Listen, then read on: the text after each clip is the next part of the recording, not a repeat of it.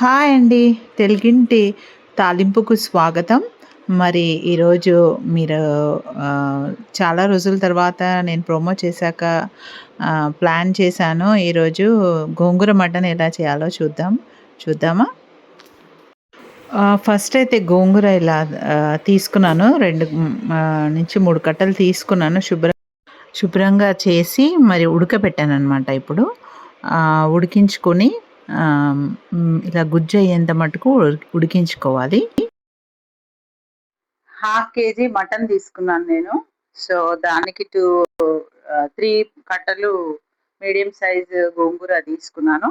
ఇప్పుడు మరి curry చేసుకోవడానికైతే oil తీసుకుంటున్నాను నేను. ఆనియన్స్ ఒక 3 ఆనియన్స్ అయితే తీసుకున్నానండి. నేను హాఫ్ కేజీకి ఎక్కువ కావు. ఎందుకంటే మనకు గ్రేవీ అనేది చిక్కగా రావాలంటే నేను ఆనియన్స్ ఎక్కువగానే తీసుకుంటాను. సో, ఇవైతే మంచిగా ఫ్రై కానివ్వాలండి. లైట్ బ్రౌన్ కలర్ వచ్చేంత మట్టుకైతే ఫ్రై కానివ్వాలి. బాగా ఫ్రై అయ్యాయి. మంచిగా బ్రౌన్ కలర్ వచ్చింది. సో, ఇప్పుడు ఏం చేద్దామంటే జింజర్ అండ్ గార్లిక్ పేస్ట్ వేసుకున్నాము.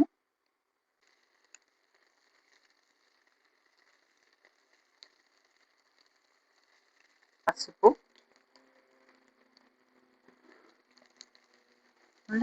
మనము మటన్ అనేది వేసుకోవాలి. పచ్చి వాసన పోవాలి.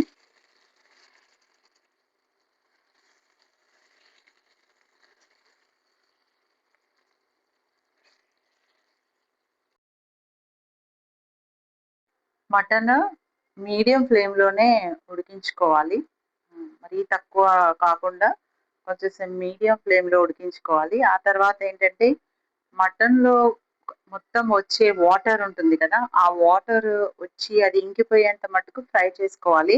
సో, అందుకు అది బాగా హెల్ప్ఫుల్ అవుతుంది అన్నట్టుగా నేను ఫస్ట్ కొంచెము సాల్ట్ కూడా యాడ్ చేస్తాను.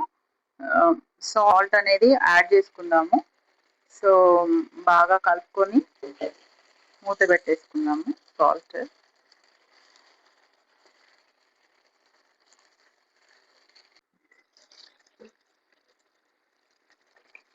ఇప్పుడు కొన్ని పచ్చిమిర్చి వేస్తున్నాను. వేసి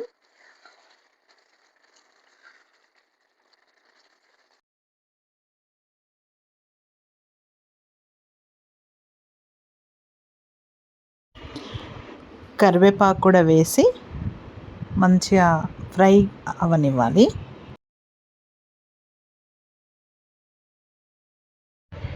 ఇప్పుడు 2 స్పూన్స్ కారం పొడి వేసానండి. వేసుకొని కలపాలి. మంచిగా కలిపి కొంచెం మంచిగా వేగాక ఇప్పుడు మళ్ళీ మనము ధనియాల పొడి కూడా వేద్దాము. ధనియాల పొడి వేసినాను. ఇది ధనియాల పొడి తర్వాత జీరా పౌడర్, మెంతుల పౌడర్ కలిపి గ్రైండ్ చేసి పెట్టుకుంటాను నేను ఎప్పుడైనా. అది మంచిగా కలిపి కొంచెం అలా ఫ్రై మగ్గనివ్వాలన్నమాట. ఇప్పుడు నేను కరెక్ట్గా మనకు మటన్ ఎంత మట్టుకైతే మునుగుతుందో అంత మట్టుకే వాటర్ వేసి కలిపి మూత పెట్టుకొని ఉడికించుకోవాలి.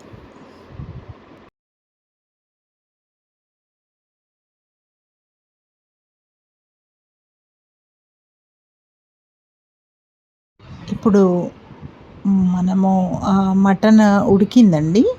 సో, మనము ఈ గోంగూర మనము గుజ్జుగా చేసి పెట్టుకున్న గోంగూర మిశ్రమాన్ని పేస్ట్ని ఇందులో వేసేసి కలపాలి. బాగా మంచిగా కలిపెట్టేసి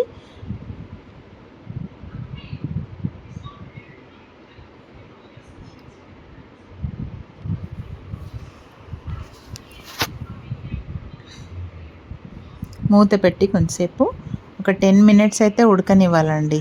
స్లో ఫ్లేమ్ మీద ఉడకనివ్వాలి. ఇప్పుడైతే గరం మసాలా వేస్తున్నాను. ఆ తర్వాత నేను ఎప్పుడు మటన్ వండినా కూడా నేను వెల్లుల్లి రెబ్బలు అంటే వెల్లిపాయలు కొంచెం దంచుకొని లాస్ట్కి వేస్తాను. ఆ ఫ్లేవర్ అది వేరే ఉంటుంది. మీరు కూడా ట్రై చేయండి. ప్లస్ మనకి అజీర్తి కూడా కాదు. సో అలా చూడండి ఎంత బాగా అయిందో. చాలా టేస్టీగా ఉంటుంది. అసలు నాకు ఇప్పుడు ఉడుకుతుంటేనే తినాలనిపిస్తుంది. ఇప్పుడు ఇంకా తక్కువ ఇంకొక 5 మినిట్స్ అలా ఉంచుకొని మనము దించేసుకుందాం. చూసారా ఎంత బాగా అయిందో. ఇప్పుడు టేస్ట్ చేద్దాం. ముక్క ఎంత బాగా ఉడికిందో. సో టేస్ట్ చూద్దాము ఒకసారి.